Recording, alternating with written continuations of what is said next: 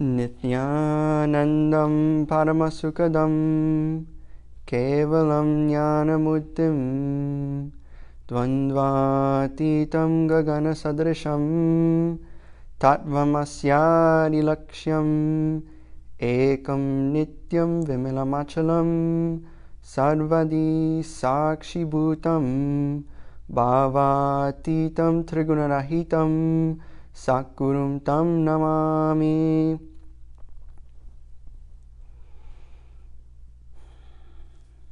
I welcome everybody and thanks for joining. And today we will be exploring the traditional Puncha, Shuddhi Kriyas.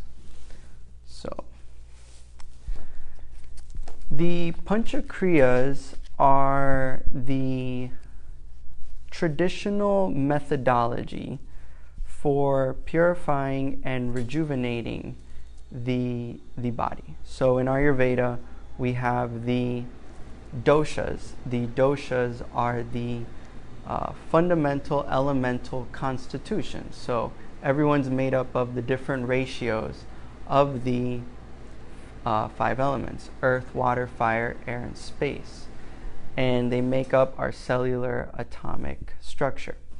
So everyone has a different ratio of these basic 5 elements.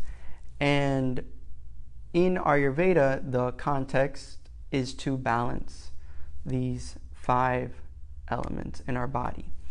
And they subcategorize into 3 primary subcomponents, which is Vata, Pitta, Kapha.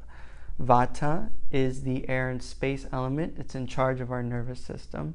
Pitta is the fire element. It's in charge of our metabolic processes. And the Kapha is the earth and water element, and it is in charge of the hormones in the body.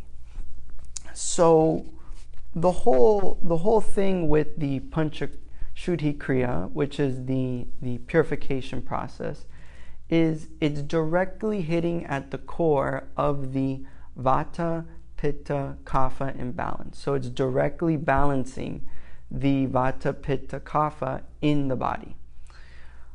Vata is what causes the ups and downs, and Pitta is the chemicals that secrete in the human body. Kapha is the hormones. So whenever we have a hormonal and chemical up and down, we are experiencing some sort of Vata, Pitta, Kapha imbalance. So a basic example of this is if you've ever had coffee. When you take your before coffee, how do you feel?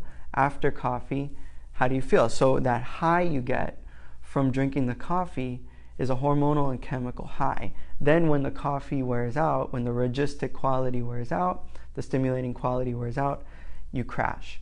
So the low. So you experience that high and the low. So the hormonal and chemical high is the Vata, Pitta, Kapha in action, and the low is also the action.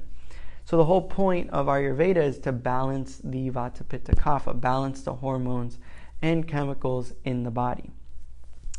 And the whole point of yoga is to transmute the Vata, Pitta, Kapha by increasing the frequency of our will. So we cannot explore the deeper aspects of the yoga sadhana, of the yoga discipline, until we first come to a clean and strengthened body. So this Puncha Kriya, this Puncha Shuddhi Kriya, is the most powerful methodology in Ayurveda and also in the yoga tradition for bringing this beautiful harmony and balance to the body. And the hormonal and chemical imbalances are at the root of all physiological and psychological diseases. So simply by doing this process on a daily basis, it's a lifestyle. So it's something you do on a daily basis. you will, little by little, dig into the deeper chronic diseases, the deeper chronic imbalances, and start pulling those imbalances out of the body. In Ayurveda, the cause of the Vata Pitta Kapha going out of balance is something called ama, or toxicity. Ama is undigested food matter. So what does that mean? It means when we absorb elements from the outside that are poisonous, toxic in nature, they cause our being to withdraw into tamas, which is laziness, tiredness, boredom. These undigested particles, they neither get digested into the cell, nor do they eliminate. They neither become part of our muscle memory, biomemory, or bioenergy, nor do they actually leave the body. So this is what causes the hormones and chemicals to start going out of balance. So fundamentally, we need to go to the core, the cause of the imbalances. And doing this process, it's a direct method for anti-aging and rejuvenation, because we're removing the cause of the toxification, which is aging the body and causing degenerative effects. When the pitta goes out of balance, when the chemicals in the body go out of balance, we create toxification. When the hormones go out of balance, we create calcification. So when the two, the calcification and the toxification, meet, we experience this aging, we experience this degradation of the cell, this decline of vitality. So this process will start reversing by working right at the core of our cellular structure. So it's a very beautiful, ancient, traditional process, and it will do miracles and wonders in your life, making this a lifestyle. Like I said, it's something you do every day. You want to do this in the morning on an empty stomach, and it is called the Puncha, Shuddhi, Kriya. So Puncha means 5, Shuddhi means purification, Kriya means action done with awareness. So this is the 5 actions of purification done to enhance our awareness. So I have here the pramana, or the scriptural reference for these purification methodologies. And I will be, in fact, referencing them. And this will give us the validation that these techniques are traditional, they're ancient, and they do not cause any side effects or after effects in the human body, in the physiology. In the ancient yogic and Ayurvedic tradition, they never had a concept of side effects. And this is because the principles under which they operate are fundamental to every human DNA structure. So in the expression that we're all unique, we all have a different constitution of Vata, Pitta, Kapha, we essentially have one blueprint, which is our balanced homeostasis, where if you can work on that blueprint zone, you will naturally bring whatever unique elemental constitution back into harmony, back into balance.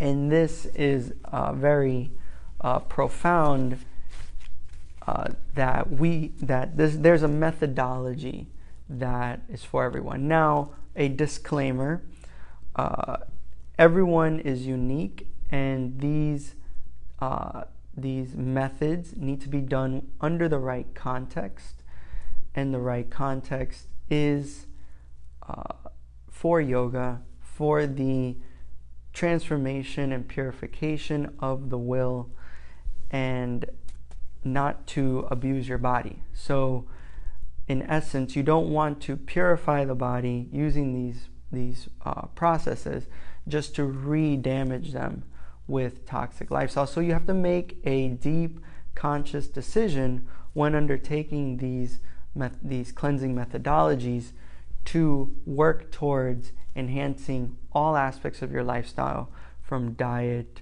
to emotional and psychological alignment, towards the furthering of your purification. So we don't want to detox to retox. We want to detoxify and rejuvenate our system to ultimately tap into Ayurveda's ultimate goal, which is radiant health. And radiant health is all your goals, your body should intensely support you manifesting. So any intention, your body should be an extraordinary vessel to live those goals and intentions. And then as a platform for the yoga of aligning ourselves to not only our goals, but our higher expression. And this is the right context to engage these Puncha, Shuddhi, Kriyas. So the first thing you want to do actually happens the night before. So at night, we start right before bed, or when you're done consuming, when you're done consuming at night, you want to take the herb haritaki. And haritaki is the most renowned and sacred herb in Ayurveda. It is part of the traditional herbal formula called Triphala. But why we take haritaki is because it not only is tridoshic, so it's good for all body constitutions. It balances the Vata, Pitta, Kapha. It primarily works on the Vata. And the Vata, being the nervous system, the air and wind energy, is very important to stabilize, because all imbalances start when the Vata starts to move. When the nervous system is weak and toxic, any digestion or metabolic triggers can cause a Vata, Pitta, Kapha imbalance, and also drive it deeper into the tissue layers and into the muscle memory and biomemory. So by working on the Vata, we're directly stabilizing the core of the imbalances. Haritaki is an amazing purification herb and rejuvenator. So it does both. Very few herbs in Ayurveda detoxify and build and nourish tissue. Haritaki is one of those. When you take it at night, what it'll do is it'll completely cleanse the GI tract. So the GI tract from mouth to end is about 40 feet. This is very important because when there is an accumulation of undigested food and waste sitting in the GI tract, means the small intestine, large intestine, stomach, mouth, esophagus, what happens is when we accumulate all this ama in this GI tract, the non-mechanical parts of the brain, the subtle grooves in the brain, the neurological network of the brain stops functioning. It stops functioning in harmony. We become dull. Our mind becomes tamastic. So directly by cleansing and rebuilding, so this is the unique benefit of haritaki, is that it not only will scrape the ama, the toxicity, off the GI tract, it'll also start to rebuild and tone it. And in Ayurveda, all health, all disease starts and ends in the digestive tract. So this herb is very powerful. So you take it at night. It increases the oxygen level in our body 300%. This has been scientifically proven. Also, it completely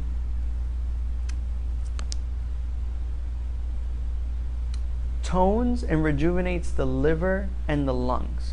So these, and the kidneys. These are three very vital organs to have purified and rejuvenated, because the lungs, kidneys, and the liver are major detoxification and digestive pathways. The lungs digest the oxygen and the prana, the life force that is vibrating in the air.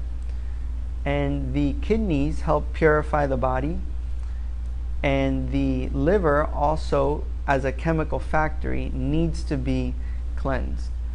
This will ensure optimum digestion and optimum cellular activation. Once the liver is clean, all of the organs and glands in the body start to regenerate. So Haritaki is vital for that process. It also decalcifies and activates the pineal gland, the pituitary gland in the brain, which is very important for our cognition and our intelligence and awareness. I can't speak enough on the benefits of Haritaki. So the first thing you do in the Puncha Kriya process is you take the Haritaki at night. It is recommended that you start at a teaspoon and work your way up to a tablespoon. So start at a teaspoon. As you build the capacity, you'll be able to increase to a full tablespoon. The Haritaki is revered for many reasons, but one of the biggest reasons is that it's a 5-taste herb. And in Ayurveda, the more tastes an herb has, the more qualities it can attribute, more healing qualities it can attribute. So Haritaki is primarily astringent, bitter, pungent, sour, and sweet, and post-digestion is sweet. So what that means is it's nasty. It's absolutely disgusting. Nobody really enjoys it at first. You get used to it, and since the post-digestion is sweet after you take it, you'll notice an extreme sweetness, and you'll taste the back of your throat, very sweet. And if you drink a little water after, the water tastes amazing. It tastes very sweet. But getting it down is a little rough. It's a little gritty, and it's sandpaper-like in the mouth. It is recommended that you take it in powdered form because you want to taste the herb. In Ayurveda, when you smell the herb, when you look at it, and when you taste it, it starts already working on the 9 tissue layers. If you just take the capsule, you're not getting that range of toning and cleansing. So tasting it is very important.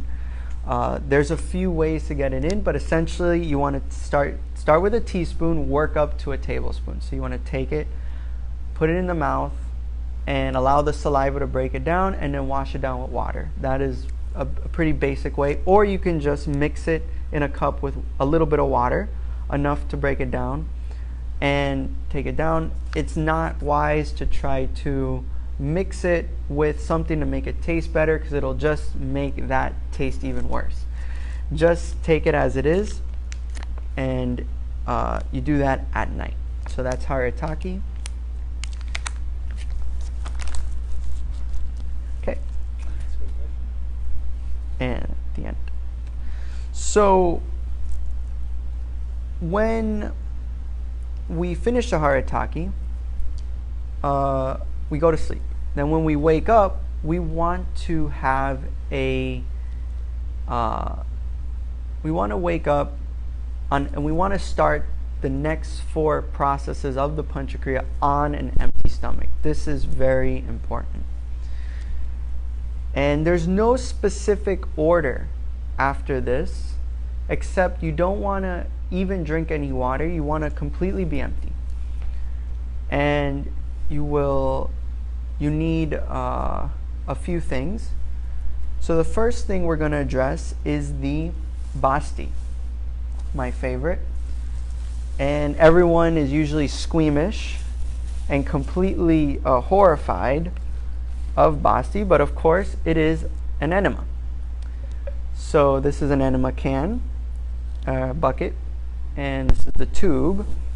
And of course, everybody can't even imagine that doing enemas every day can even be part of their lifestyle.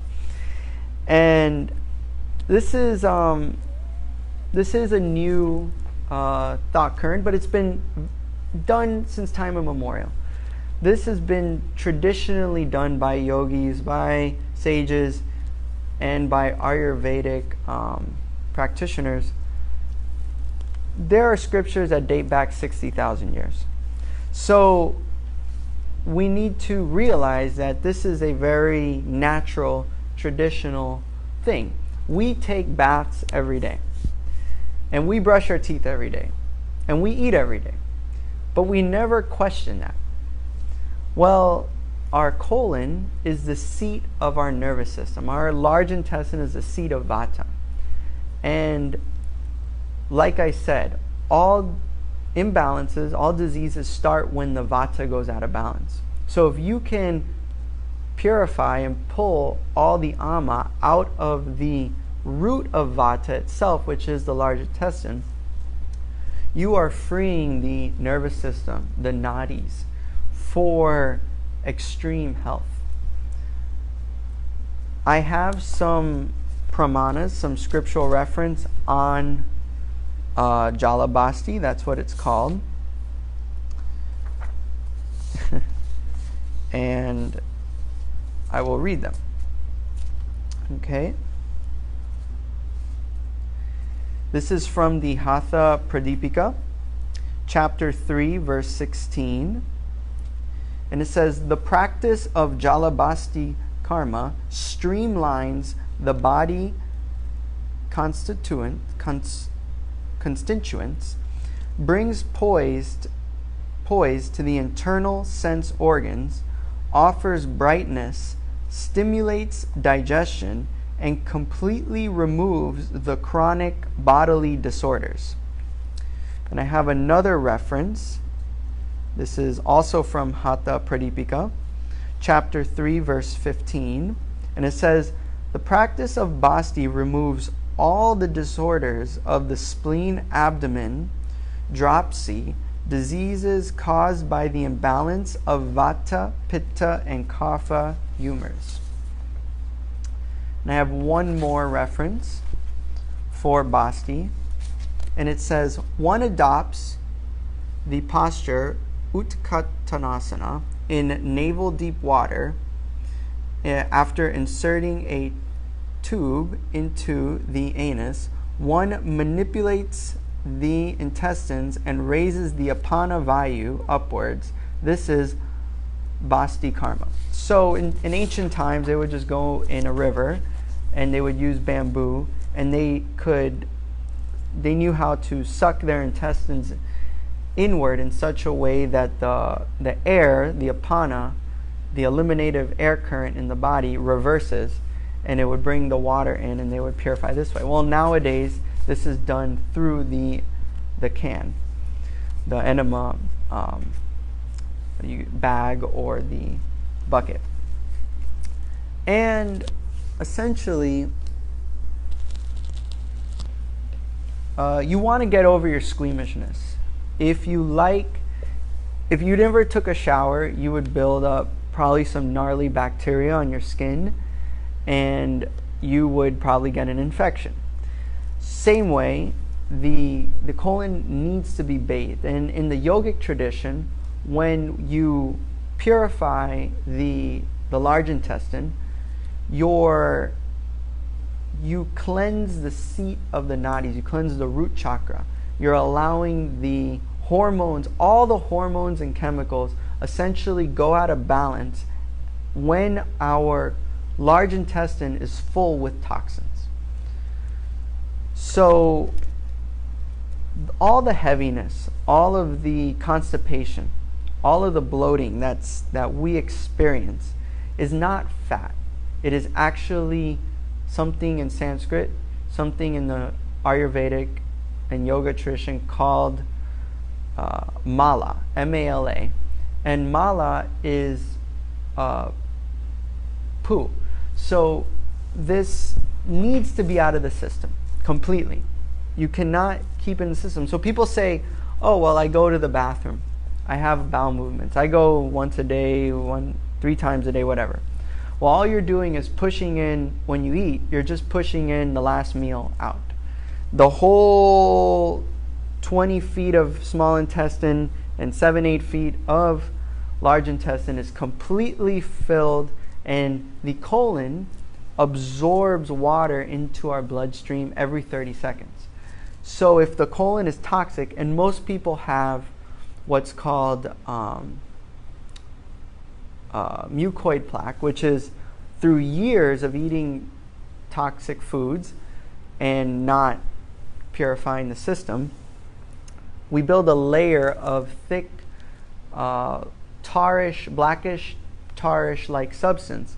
Also, there's a host of microbial imbalances, such as candida, yeast, mold, fungus, and in people who eat meat, parasites. So these conditions start to strain and damage the structure of the colon, and there's a lot of research coming out now on how the colon is directly linked to brain health. Brain chemistry is directly synthesized by the type of bacteria we have in our intestines. So it's very important that, again, we do this jalabhasti and we purify the large intestine. So the technique is simple. You should have about 1,400 milliliters, 48 ounces. You can get up to 54 ounces. It's a good amount. And what you want to do is keep the bucket on the floor so that gravity works in your favor. You want to lubricate the tip of the tube with coconut oil. And what you do is you fill the bucket with water. And you can add the 2 Ayurvedic herbs that we've been talking about, which is the haritaki and the one we will be talking about in a minute, which is the neem. So the haritaki and the neem, you take about a teaspoon of both and you just mix it with that water. And what you'll notice is that the water now is an herbal enema. It's an herbal enema. And what the neem and the haritaki do is it further cleanses, and also there is a valve, there is a short circuit from the large intestine, the ascending large intestine, into the liver. So by adding those herbs, you're directly bringing neem and haritaki into the liver for deep rejuvenation of the liver. So it's a very powerful methodology for instant liver cleansing and bile cleansing. So you want to put the bucket on the floor, add the herbs, fill it with water, about a teaspoon of each. Then what you'll do is you will put the coconut oil on the tube, and you will place the bucket on the floor, and you will insert the tube about 2 inches into the sphincter, the entry point to the large intestine. So when you do that, then you will hold with one hand the tube, and you will take the bucket and you will place it on a shelf or some sort of stand. It can be even a hook if you're using a bag, or if you have a bucket that has the handle, you can just hook it onto something or place it on a shelf-like structure. And you want to make sure it's at least slightly above the head or more. The higher it is, the faster the water goes down. The lower it is, the slower the water goes down. So when you're starting out, when this is a new practice, you definitely don't want to lift the bucket too high, because since the intestines haven't been cleared out yet, when the water's rushing in quickly, you will feel the intestines stretching, and you'll get the uncomfort and the feeling like you need to go to the bathroom. And it will be very difficult to let all the water come in. But once you clean out after a few days, you'll be able to lift the bucket higher, allow the water to come in quicker because there's nothing there, and you won't feel any distress. Initially, you may feel it's nothing, but you may feel a tiny bit of discomfort in your lower abdomen region, and that's just because the colon is a very special muscular structure in that if it's diseased and rotting, you would not feel it. But the minute it stretches a little bit, you feel it. It has the most interesting nerve synaptic resonance in your body. So so the colon is sensitive to any type of stretching, but you're not going to pop, and you'll be fine. And if it's slightly uncomfortable, usually these buckets or these bags come with a type of handle tube thing that you can just press, and it kind of stops the flow of the water. So you can just relax and then maybe massage. The posture you want to take is you can take a few postures. The one recommended in the text is this posture right here. It's pretty much it's kind of like a seated squat, and this is the posture, but you can just essentially just kind of squat. And the other posture for this is just standing forward bend, which works fine. The key is you just want to get place your lower abdomen in a curved like position so that the water can start entering into the intestines. So that is Jalabhasti, my favorite, and from personal experience, the enema has done the most for completely rejuvenating, detoxifying my system, and just transforming me at a very deep level. Get over the squeamishness if you take a bath. So if you don't give your colon a bath, then it's just like you have your house and you just sweep the floor, but you don't mop.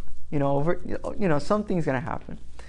So so it's very important. It is to do this, and so you start with one enema. That's about, like I said, between 48 to 54 ounces with the herbs, and you want to build up to 3. One enema will cleanse your vata. The seat of vata is the large intestine, the colon itself. 2 enemas will completely purify the pitta, which is the liver, and the seat of pitta is the liver. And 3 enemas will completely purify the vata, pitta, and the kapha. The seat of kapha is the stomach. So you're completely, and this happens through a drainage effect. By draining out, we're sending all the signals to allow all the mucus and all the hormonal imbalancing chemicals in the body to drain out. And this is directly hitting at the root of vata, pitta, kapha imbalances. And again, in yogic physiology, when we balance our hormones and chemicals, we experience complete psychological peace, bliss, and harmony. So you cannot directly work on your psychology using your psychology or using your will. You need to work on your psychology through the body. So all the mind in yogic psychology and Vedic psychology is nothing more than the screenplay of your hormones and chemicals. So all thought currents are nothing more than, and emotions are nothing more than different hormones, chemicals, and fluids in the body reacting based on memory triggers. So the yogis knew if you just purify the body, you'll have a peaceful, blissful mind. So very nice. So the next technique we're going to explore is, if I haven't scared you guys away by now, these are, they're for everyone, but not everyone is for these techniques. But for those who are serious about purifying their physical anatomy, their subtle anatomy, and raising the frequency of their consciousness, and direct solutions for our modern day world, which is very toxic and full of pseudo further toxifying quack solutions, you definitely want to engage in this Puncha Shuddhi Kriya. So the next practice is called Sutra Neti. And Sutra Neti is done, it is nasal purification. So Sutra Neti, I will read the scriptural reference for Sutra Neti.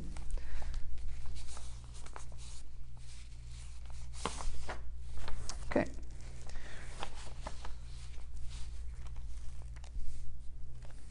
And it says here, the one should,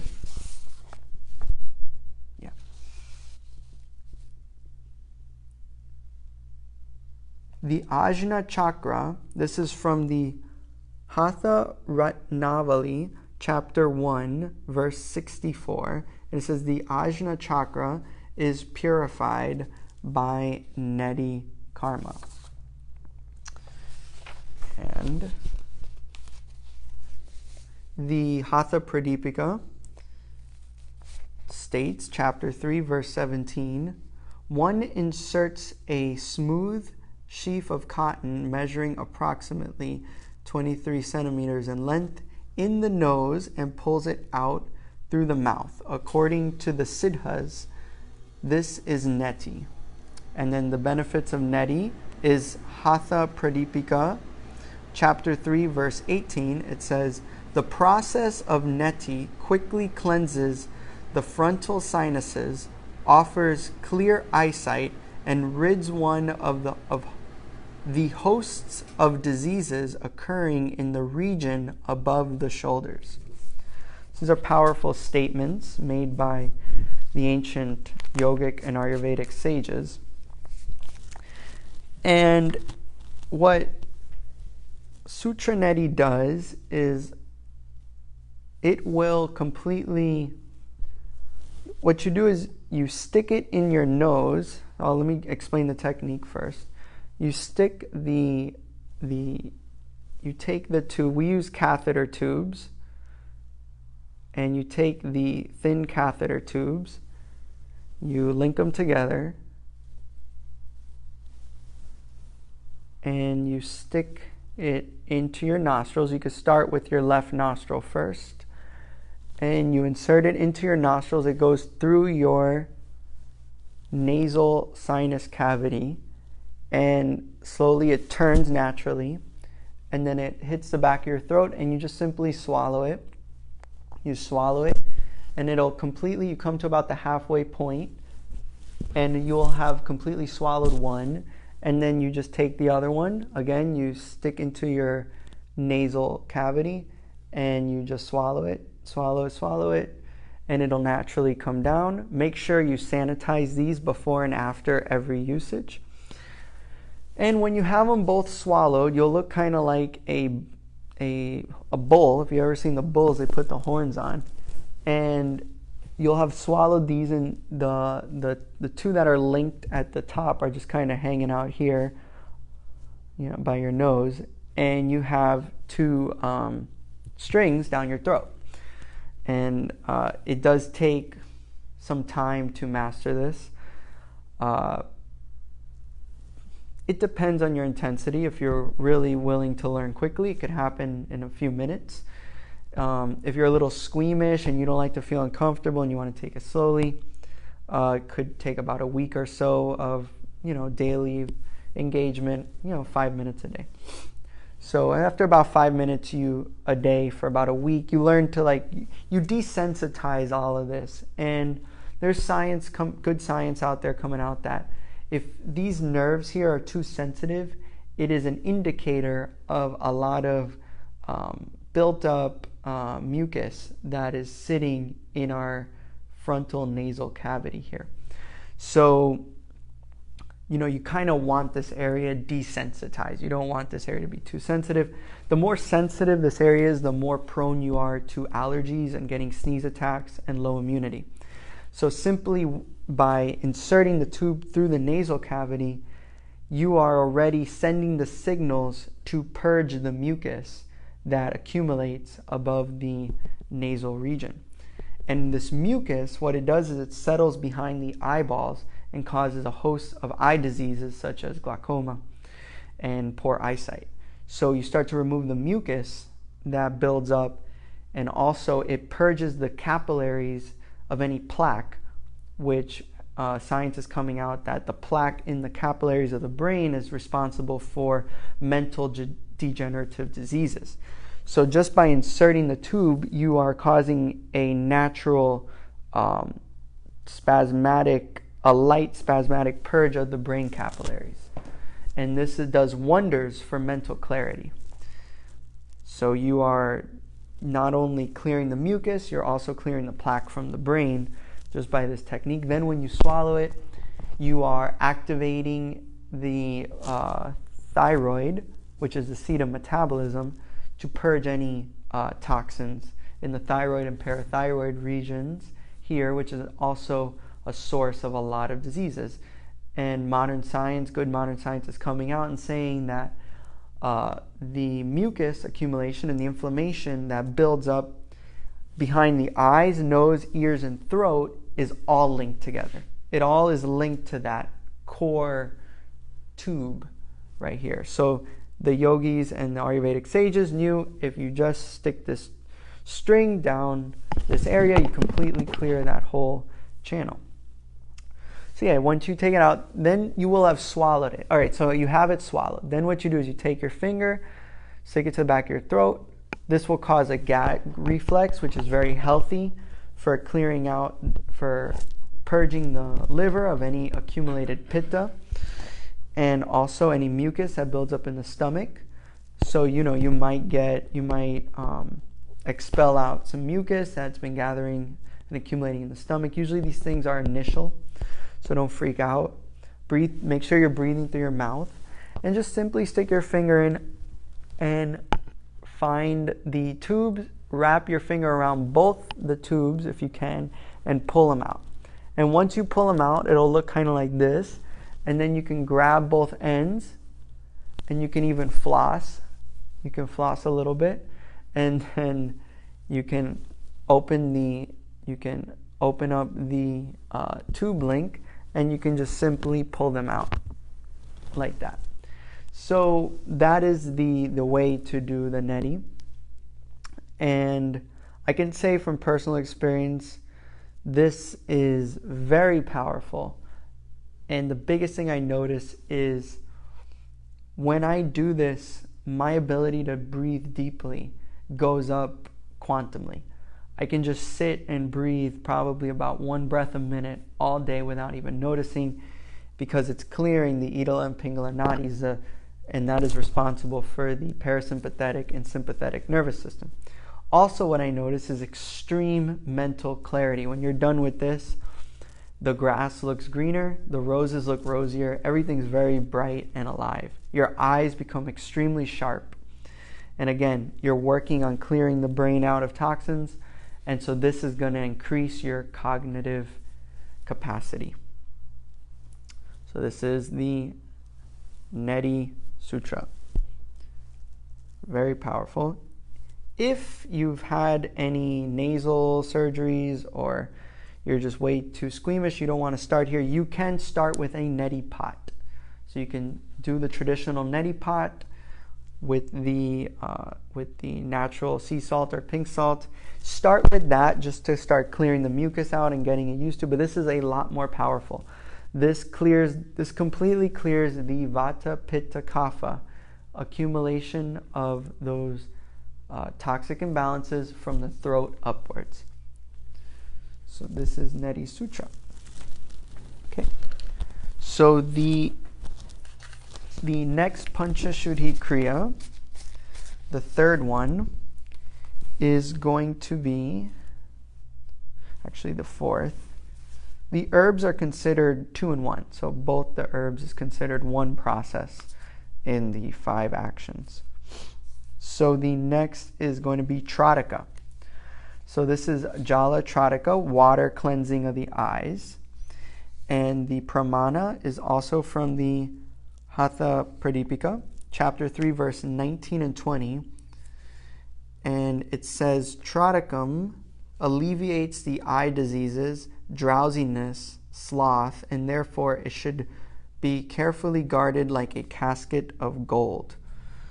So what they're saying is it purifies the eyes and it completely removes fatigue. And this is because all fatigue is nothing more than the accumulation of pitta in the brain. So when pitta, which is heat, inflammatory chemicals, build up in the brain, it causes toxicity in the brain. When the brain is loaded with pitta, it's also the brain and the liver will cause fatigue. You'll burn out, essentially. So all psychological pitta is the cause of fatigue. That's why you can't cure chronic fatigue with more rest. So you can't sleep your way out of laziness, tiredness, and boredom. So when we clear the pitta in the brain, this technique is directly the process. So I will show you the tool we use. It is this simple eye cup. So you pour the water, fresh, clean. And by the way, in all these techniques, you want to use fresh, clean, purified water. Do not use tap water. We want to avoid fluoride. We want to avoid nasty chemicals that's in the tap water. So all the water should be purified. And you take this eye cup, easy to get. All these tools are easy to get online. And you take it, you fill it with water, about halfway, and you put your head down, and you just suction it, find a nice suction point, and you lift up, and you just look around. You just look around, up, down, left, right, one circle to the left, one circle to the right. You want to do about 10 to 20 seconds on each eye, and this also works as an eye yoga. You work out the eye, and you're getting into the deep crevices where the toxins accumulate. And then you just put your head down, release, and you want to dump that water out. You don't want to use the same water in the other eye. And then again, you take the fresh water and you do the same thing with the other eye. It doesn't matter what eye you start with. And what you'll notice is 2 things. You'll feel completely cool. Your eyes are a pitta organ, so your eyes do accumulate a lot of heat. And in today's society, we're on the computers a lot, or there's a lot of dust and pollen in the air, or toxins in the air, or we're constantly getting hit with synthetic air quality. So we need to clean the eyes. It's tremendously cooling, refreshing to the eyeballs. But the way it cleanses the pitta is that it sends signals to the optic nerve, and it starts to send cooling signals to the optic nerve in the brain, and the brain starts to release cooling chemistry, which helps to release the accumulated pitta. Starts to balance the pitta and turn the pitta into tejas, which is when you purify the heat element in the brain, it becomes enhanced intelligence and things like cognitive capacity and focus, memory, those type of things. So that's tejas. So essentially, this technique is beautiful, wonderful. It's very refreshing.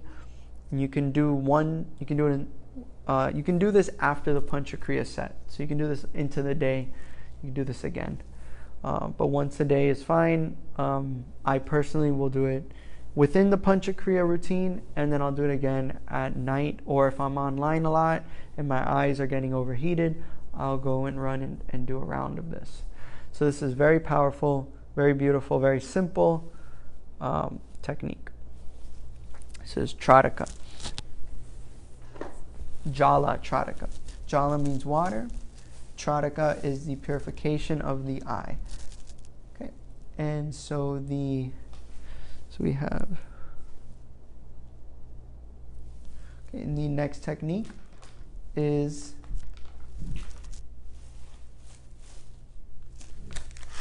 you will take your neem. This is the next herb, and the neem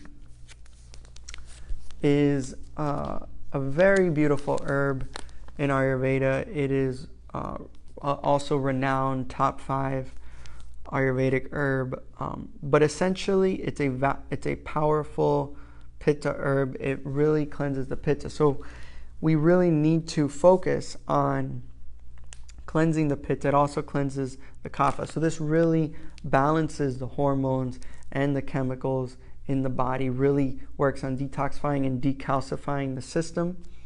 It's also an amazing lymphatic herb and blood purifier, and the lymphatic tissue is very important to keep purified.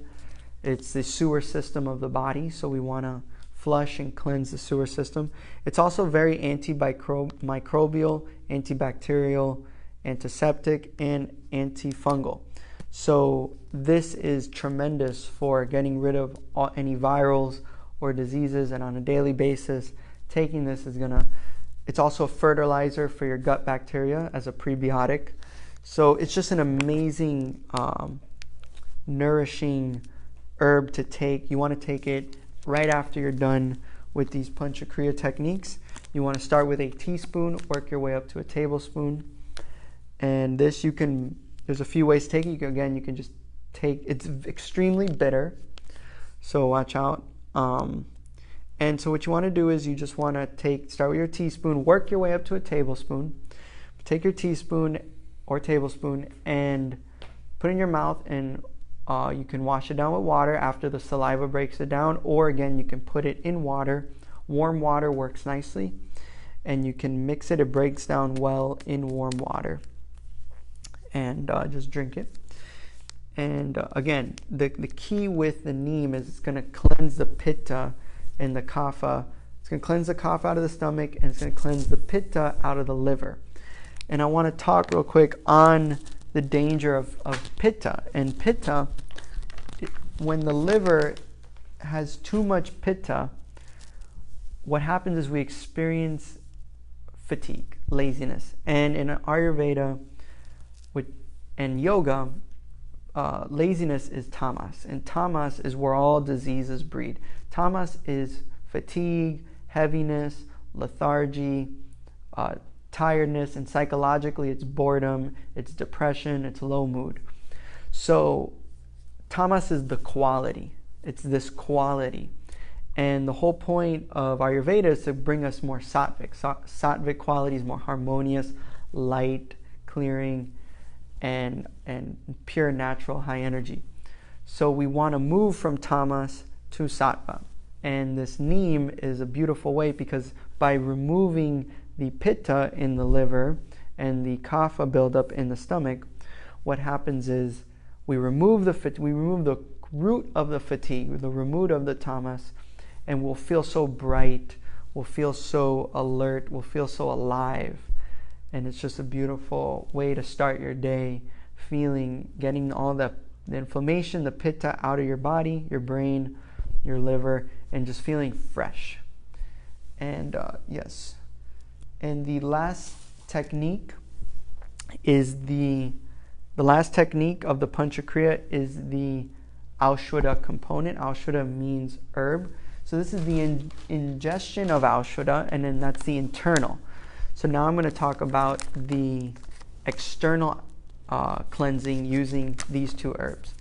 So with these two herbs, you can do everything, your whole hygiene regimen. So what you do is you take about a teaspoon of each. You could do up to a tablespoon.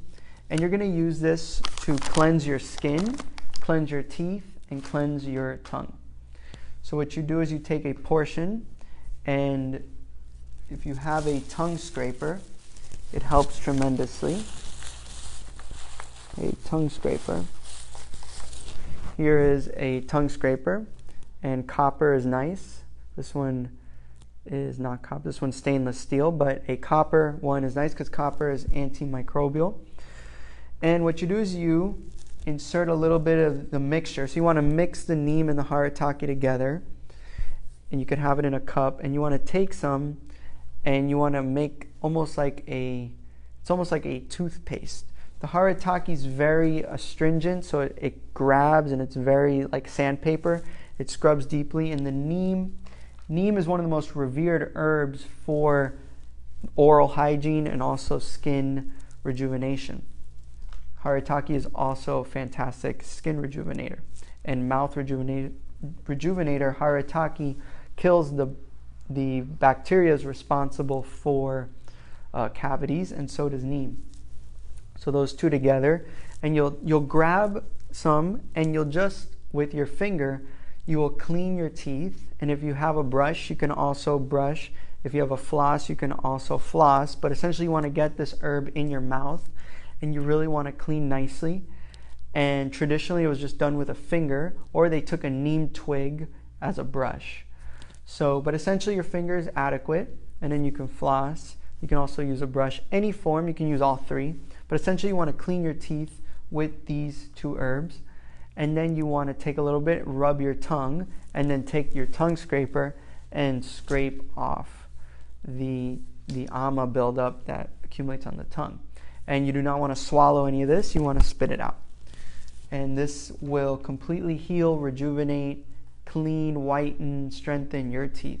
If you want extra whitening, you can add a little bit of black charcoal, activated or non-activated. If you add a little bit of black charcoal, it will completely whiten your teeth and take away any tar or buildup of any sort. But for maintenance, you do kind of, with the charcoal, you are kind of wearing the enamel. So it is a good idea to not do that all the time. But just for daily use, you just want to stick to the haritaki and neem. Maybe you can throw the charcoal in once a week or so. So this is very powerful for cleansing the mouth, and the mouth needs to be cleansed to, really create the right bacterial environment in your body, and also just to experience that optimum health. And then what you do is you take this mixture and you rub it nicely on your skin. So this is before taking a shower or taking a bath. So you take this herbal mixture and you completely rub your skin very nicely, very hard. You want your skin to almost be kind of pink. And you rub the entire body. You rub the entire body and you really get this mixture into the skin. And this is very important because we hold a lot of toxins in our skin. And in the yogic tradition, we want to purify all the air holes, all the skin pores in our body, so that we start breathing through our skin. This is very important.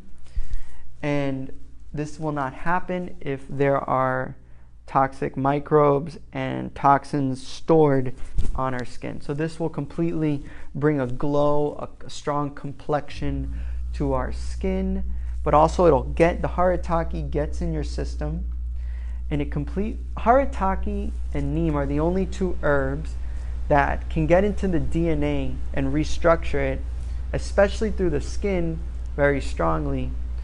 And what it can do is it completely can wash away years of abuse. So if alcohol abuse, meat eating abuse, drug abuse, legal and illegal, any processed refined food, those type of things, non-organic, all the things, it gets directly into the skin, into the bloodstream, into the DNA. It's a very powerful method, and it's very cleansing. And again, at night, before bed, you can also take this mixture and make a little paste and apply it on your forehead right before you sleep. Let it dry. It'll dry in about 5 minutes. And you just sleep with this mixture applied as a paste on your forehead. And ratios are up to you. You just whatever level of paste that you like, and you just rub it nicely on your forehead before sleep, and it will detoxify the whole neurological network of the brain. And if you've had any type of drug abuse, like I said, poisons, toxic compounds, neurotoxins, it'll completely cleanse that and rejuvenate. So very powerful. So what you do is you rub right before a bath or a shower, and then you take a shower. And it's a good idea to get a shower dechlorinator or a shower filter. They're fairly cheap online, and you can get a new shower. And make sure your water is clean. You don't want fluoride to get into your system. It's a neurotoxin. You don't want the chlorine or any weird chemicals to get into your system. So you do that before a shower or a bath, and it's very healing. You'll notice your skin is extremely soft, and over time you'll notice you can breathe through your skin.